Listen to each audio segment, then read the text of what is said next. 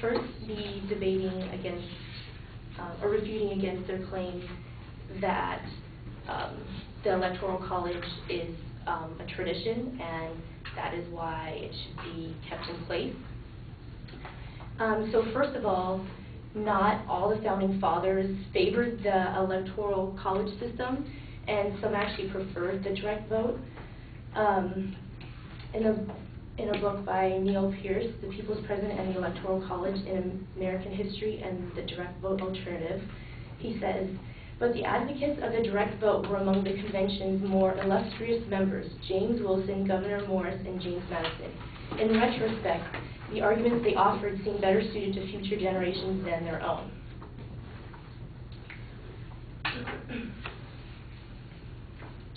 Also, the Founding Fathers designed the Electoral College because one of the reasons just they were in a hurry. The most, according to Neil Pierce again, the most basic reason the Electoral College was invented was that the convention was deadlocked on simpler schemes like direct election and choice by Congress, and thus invented a system that could be sold in immediate context of 1787. John Roach, one of the founders involved in creating the Electoral College, said that it was merely a jerry-rigged improvisation which subsequently has been endowed with a high theoretical content. The future was left to cope with the problem of what to do with this Rube Goldmeier mechanism.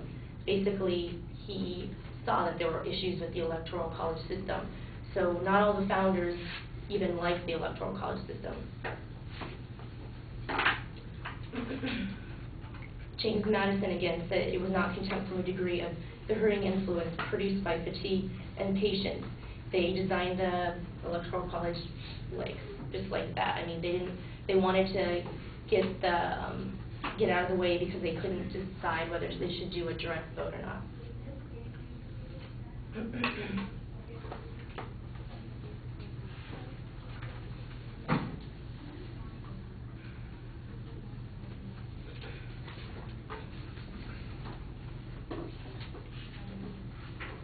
And the Electoral College, one of the reasons I was founded was because it was a concession to slaveholders in the South who wanted electoral clout without letting their slaves vote. So one of the reasons this Electoral College is based off of is kind of an immoral reason.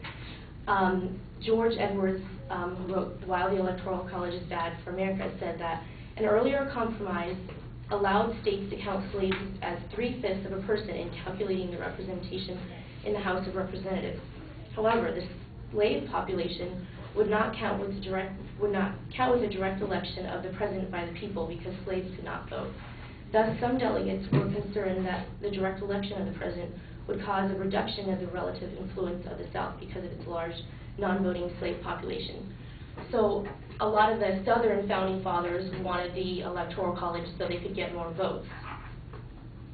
And that obviously is not how we see, the world today. That's not equality. And then the Founding Fathers also wanted the Electoral College because they thought ordinary people would not have enough information. Morris, one of the Founding Fathers, said, "It is the multitude that will be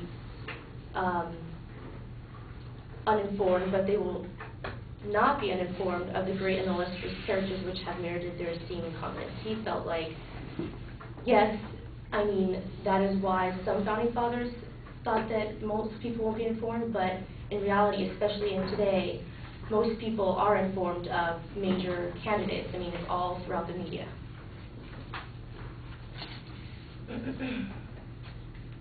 And then lastly, the Electoral College is not an assembly of the wise and knowledgeable as the framers intended. James Michener, a former elector, said, "My finest credentials were that every year I contributed what money I could to the party." So basically, he was assigned as an elector because of his financial donations. So, I mean, we're not really upholding the system that they wanted in the first place, so why not take it out? I'm also going to be addressing the claim that the electoral system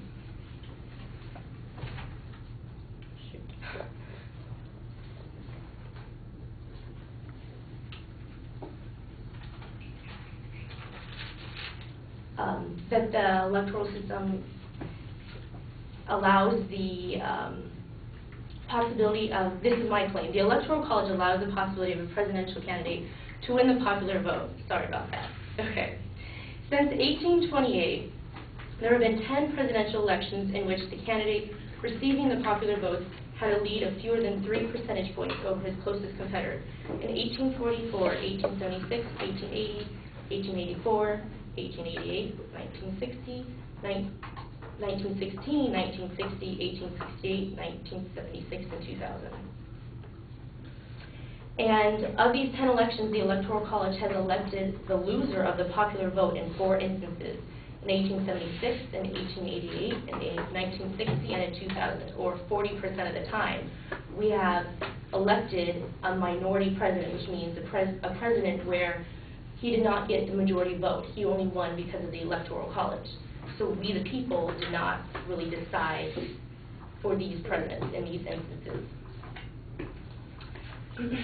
Especially one of the most recent and controversial elections was 2000. The president election of 2000 between Democrat Al Gore and Republican George W. Bush was extremely close. George won the national popular vote of 50,996,062 to Bush's 50,456,169, a margin of 539,893. Also, only sheer luck has saved the nation from additional instances of an Electoral College victory for the popular vote losers. Statistical models show that there is a high probability that the popular vote loser will win the Electoral College in close elections.